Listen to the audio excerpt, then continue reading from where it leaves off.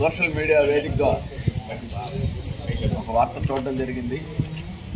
ఈ మండలంలో ఉండేటువంటి వైఎస్ఆర్ కాంగ్రెస్ పార్టీ నాయకులు ఓట్ల రాజకీయం చేస్తున్నారు, తుఫాన్ బాధితుల అడ్డం పెట్టుకొని అని చెప్పి ఒక చూడడం జరిగింది.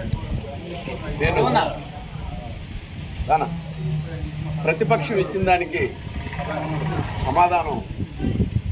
సమాధానంగా కాకుండా మీ ద్వారా అనేక మార్లు విజ్ఞప్తి చేయడం జరిగింది. మీ ద్వారా ప్రజలకు సమాధానం చెప్పాల్సినటువంటి అవసరం మా మీద ఉంది. ఒక ఆరోపణ వచ్చినప్పుడు ఏ వైఎస్ఆర్సీపీ రాజకీయ నాయకుడు కూడా, పార్టీ నాయకుడు కూడా మేము బాధితులను తీసుకొని పోయి మా మీద నుంచి భారాన్ని అధికారుల మీద మోపాలనేటువంటి ప్రయత్నం ఎక్కడా చేయలేదు.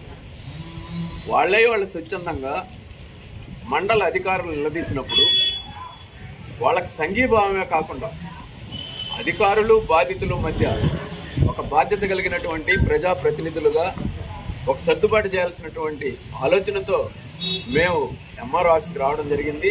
అది నిన్ననే కాదు, వాకాడు వాళ్ళు, దుగరాజపట్నం వాళ్ళు బాధితులు ఆందోళన చేస్తున్నప్పుడు కూడా మేము ప్రభుత్వ దృష్టికి ఏదో ఇక్కడొచ్చి రాజకీయాలు చేయదలుచుకోలేదు. నాకు తెలిసి అందరికన్నా ముఖ్యంగా నేను బాధితులకే చెప్పాను నేరుగా, కలెక్టర్ దృష్టికి ప్రభుత్వ దృష్టికి తీసుకుపోవాల్సినటువంటి అవసరం ఉందనేటువంటి ఉద్దేశంతోనే మేము స్థానికంగా ఉండేటువంటి ఒక కేబినెట్ స్థాయిలో ఉండేటువంటి రామ్ కుమార్ రెడ్డి గారి దృష్టికి, శాసనసభ్యుడి దృష్టికి, శాసన మండలి సభ్యుల దృష్టికి, అంటే వాళ్ళైతే ప్రభుత్వ దృష్టికి తీసుకుపోయి దీనికి పరిష్కారం చూపుతారనేటువంటి ఆలోచనతో వాళ్ళ దృష్టికి తీసుకుపోవడం జరిగింది.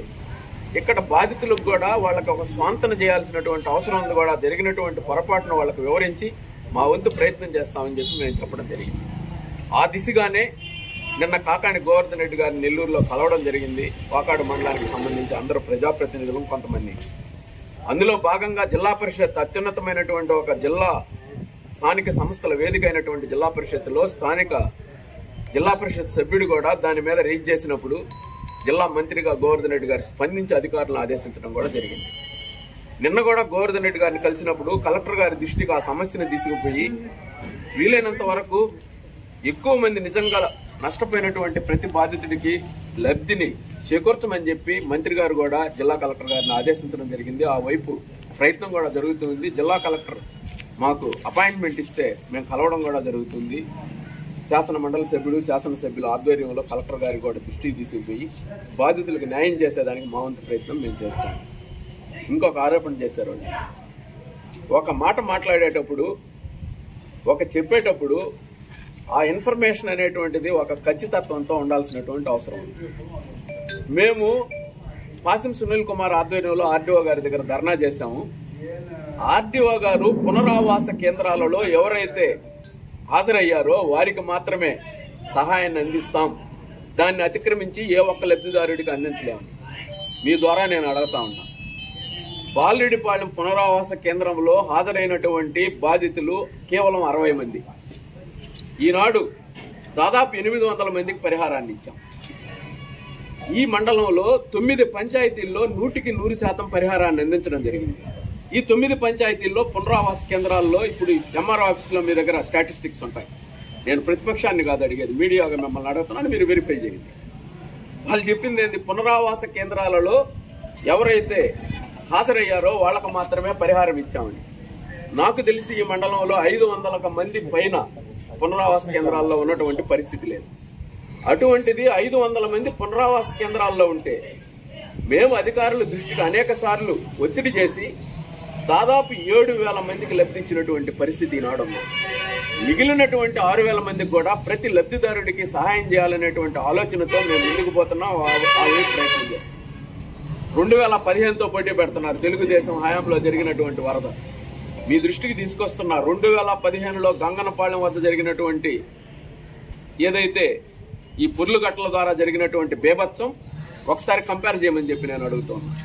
ఆ రోజు ఒక గంగనపాలెం అనండి, జమీన్ కొత్తపాలెం అనండి, అందలమాల అనండి, బూడిదలవాగ అనండి, అనేక గ్రామాలు తీవ్రమైనటువంటి నష్టం జరిగాయి. ప్రతి ఇంటిలో తీవ్రమైనటువంటి ఇబ్బందులు ఎదుర్కొన్నారు. రైతాంగ పరంగా కొన్ని 100 ఎకరాలు ఇసుక మేటలు వేసినటువంటి పరిస్థితి. ఆనాడు ఎంతమందికి లబ్ధి వీళ్ళు చేకూర్చారు. ఎవరైతే ఇంట్లోకి నీళ్లు పోయాయో వాళ్ళకు మాత్రం 2,500 ఇచ్చినటువంటి పరిస్థితి ఆనాడు జరిగింది. అది బాధితుల పక్షంగా జరిగితే ఈరోజు నేను వాళ్ళకి సవాల్ విసురుతూ ఉన్నా. శాండ్ క్యాస్ట్ వేసినటువంటి రైతాంగానికి ₹1 పరిహారం ఇచ్చినటువంటి పాపాన ఆనాటి ప్రభుత్వం మీద సమాధానం చెప్పాల్సినటువంటి అవసరం.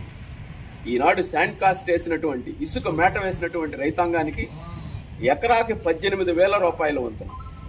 అదే ఇరోడ్ అయినటువంటిదంటే భూమి కొట్టుకుపోయినటువంటిది వాళ్ళకి ₹43,000 ఇవ్వమని చెప్పి ఈనాడు ప్రభుత్వం ఆదేశాలు ఇవ్వడం జరిగింది. దాని మీద ఎన్యూమరేషన్ జరుగుతుంది. అంటే ఆనాటికి ఈనాటికి వాళ్ళు పోటీ పెట్టారు కాబట్టి నేను మనవి చేస్తున్నా. ఆనాడు ఎంతమంది బాధితులకి పరిహారం చెల్లించారు, ఈనాడు ఎంతమంది బాధితులకి. ఆనాటితో పోటీ పెడితే ఈనాడు జరిగినటువంటి ఈ అవాంతరం చిన్నదని నా భావన. కేవలం 2-3 గ్రామాలకు పరిమితమైనటువంటి ఈ నష్టం అందరికీ సహాయం చేయాలి ముఖ్యమంత్రి గారిని.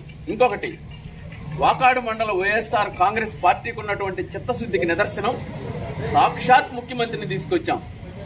స్వతంత్ర అనంతరం ఒక వరద బాధితులను పరామర్శించేదానికి ఒక ముఖ్యమంత్రి వచ్చినటువంటి చరిత్ర గతంలో ఎప్పుడైనా ఉందా? 2015లో ఏమన్నా చంద్రబాబు నాయుడు ఈ ప్రాంతం ఇంతకన్నా బేభత్సం జరిగితే అనేడైనా వచ్చాడు. అంటే మేదేదో గొప్పలని కాదు, ఈ ప్రాంతంలో జరిగినటువంటి వరద నష్టాన్ని ప్రభుత్వ దృష్టికి తీసుకుపోవాలని ఒక పెద్ద ప్రయత్నం చేశాం. ఆ ప్రయత్నం ద్వారా అపరిష్కృతంగా ఉన్నటువంటి అనేక సంవత్సరాలుగా ఉన్నటువంటి హై లెవెల్ బ్రిడ్జి సాధనే కాకుండా ఆనాడు ముఖ్యమంత్రి లిబరల్గా పరిహారాన్ని ఇవ్వమని చెప్పి ఆయన ఆదేశించినందువల్లనే ఈ ప్రాంతంలోనే కాదు, ఒక్క వాకాడు మండలంలో కాదు, చిల్లకూరైనా చిట్టమూరైనా కోటైనా దాదాపు తిరుపతి జిల్లా మొత్తం 60,000 మందికి పరిహారం ఇస్తే ఒక్క గూడూరు నియోజకవర్గాలలోనే 150% పరిహారం ఈ గూడూరు నియోజకవర్గానికి ఇవ్వడం జరిగింది. మిగిలినటువంటి లబ్ధిదారులకు కూడా ఇవ్వాలనేటువంటి ఆలోచనతో స్థానిక వైఎస్ఆర్ కాంగ్రెస్ పార్టీ యంత్రాంగం ఎంతవరకు పనిచేస్తుందంటే ఒక వారధ పాత్ర వహించగలరు. మేము మా పైన ఉన్నటువంటి నాయకులకు ఈ జరిగినటువంటి నష్టాన్ని తీసుకుపోయి వాళ్ళకు కూడా పరిహారం ఇప్పించే దిశగా మా వంతు ప్రయత్నం మేము చిత్తశుద్ధిగా అంకిత భావంతో మేము పనిచేస్తాం. మమ్మల్ని ప్రశ్నించేటువంటి పరిస్థితి ఈనాడు లేదు ప్రతిపక్షానికని నేను మనవి చేస్తున్నాను. ఏనాడైనా 4.5 సంవత్సరాల హయాంలో ఏ విపత్తు సంభవించినా మా ఉడతా భక్తిగా మా వంతుగా ప్రజలతో మేమున్నాం.